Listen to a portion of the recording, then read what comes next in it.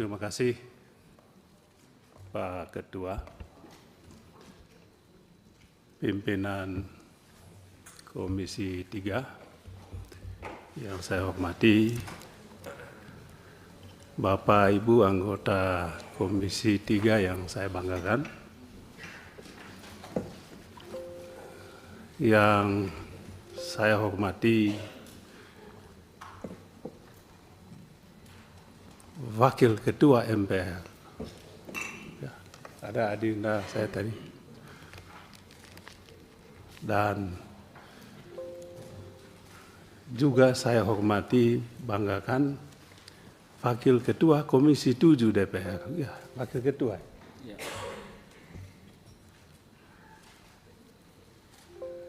Yang saya banggakan Pak Kapolda NTT, Pak Kapolda Sulteng, dan pasukan-pasukannya. Saya mulai dengan memberikan apresiasi kepada pimpinan Dewan, kepada pimpinan Komisi 3 yang telah memungkinkan kegiatan ini di pagi ini. Hal yang tidak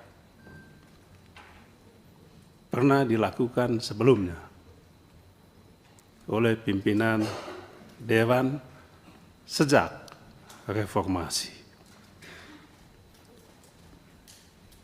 Apresiasi lebih karena diperbolehkannya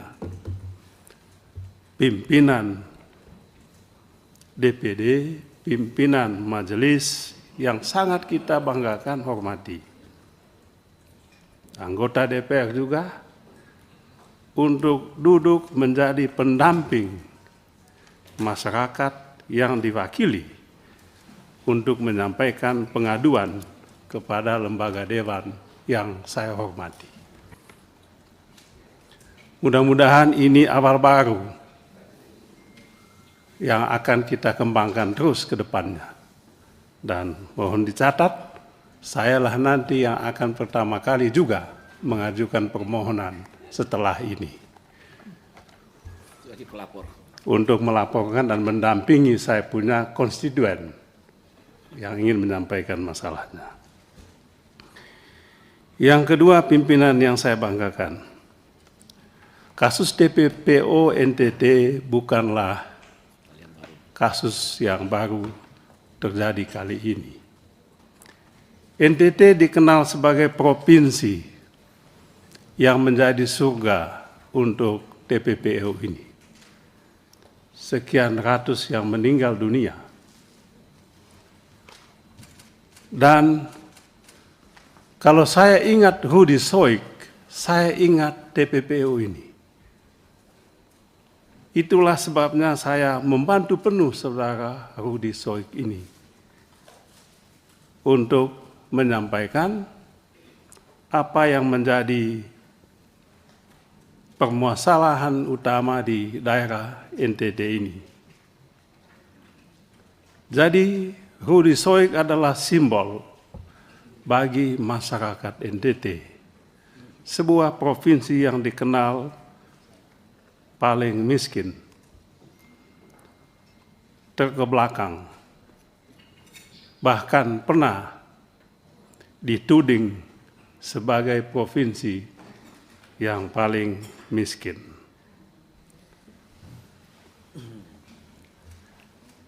Oleh sebab itu, kalau saudara Rudi Soik pada saat ini diperlakukan dalam tanda kutip tidak manusiawi, maka tidak aneh kalau segenap tokoh di NTT angkat bicara soal ini.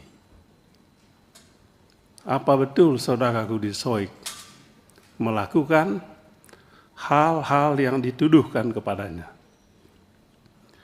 Saya ingat 15 tahun silam, saudara Rudi Soik juga dijebloskan ke Bui hanya untuk membela kasus TPPO ini. Dan saat itu saya juga menjadi anggota Dewan di Komisi 3. Dengan penuh keberanian saya mengunjungi saudara Rudy Soik di Rutan Kupang kala itu. Ketika tidak ada yang berani mengunjungi Rudy Soik, saya datang ketemu beliau di Rutan. Saya masih ingat Rudy Soik mencium tangan saya, Pak Ketua.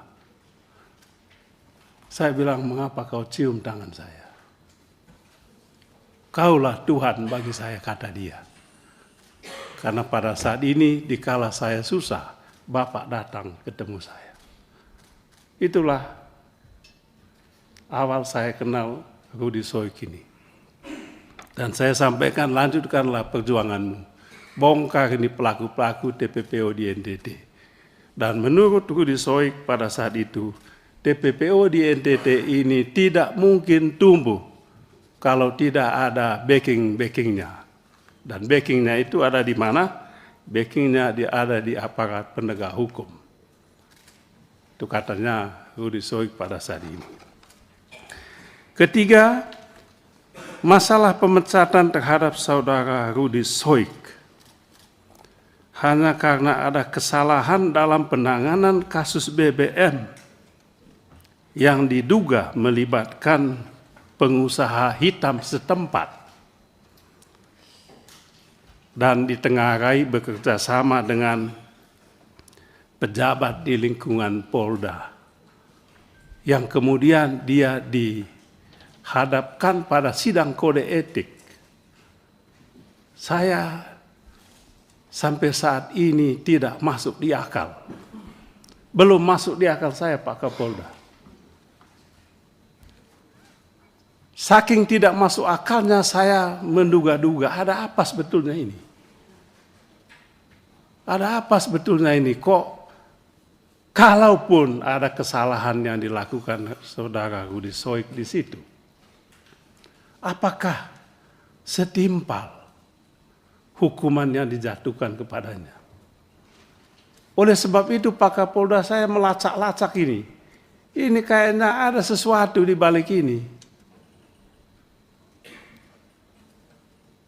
Ada masalah di balik ini. Masalah itu saya temukan.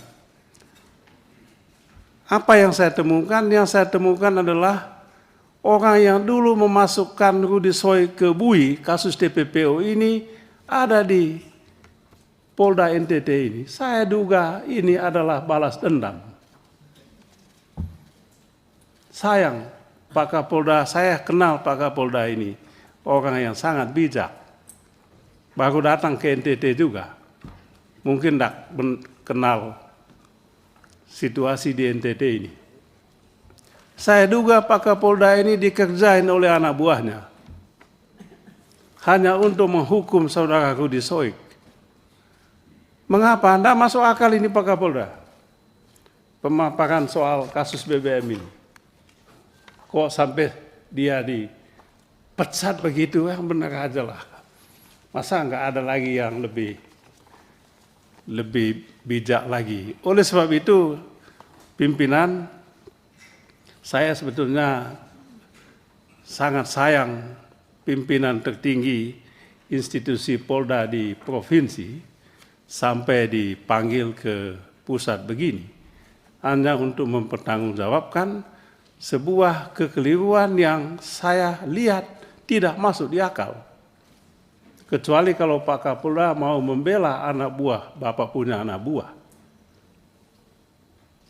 Sayang Pak Kapolda ini diadili di sini, dipermalukan di sini. Apa tidak ada lagi cara lain yang lebih bijak untuk menangani masalah ini selain soal TPPO tadi? Jangan lupa sekali lagi saya ingin sampaikan, Rudy adalah representasi, simbol untuk masyarakat NTT. Oleh sebab itu, kehati-hatian dalam penanganan kasus Rudy Soik ini penting kita lakukan. Tentu saya tidak ingin mengintervensi soal hukuman yang diberikan kepada yang bersangkutan, tetapi adalah kewajiban kami untuk meminta pertanggungjawaban. Belum cukup masuk di akal sehat publik, Saudara Rudy Soik diberhentikan dengan tidak hormat hanya karena mengungkapkan pelaku pengusaha hitam yang menjual beli BBM subsidi. Ini pengkhianatan terhadap rakyat sebetulnya. Oleh sebab itu mestinya harapan kami Pak Kapolda berada di posisi Rudy Soik untuk membuka dan menyelesaikan kasus BBM ilegal ini sesuai dengan aturan hukum yang berlaku. Terakhir, Pak Ketua dan pimpinan Bapak Ibu Saudara-saudara sekalian, kami mengusulkan supaya kasus NTT ini, khusus pemecatan terhadap Saudara Rudy Soik, dibawa dalam pertemuan khusus dengan Bapak Kapolri dalam waktu yang tidak begitu lama, demi keadilan, demi tegaknya hukum, dan demi masyarakat NTT yang sama-sama kita cintai. Sekian Pak Ketua, pimpinan, Bapak Ibu Saudara-saudara sekalian. Terima kasih. Ya.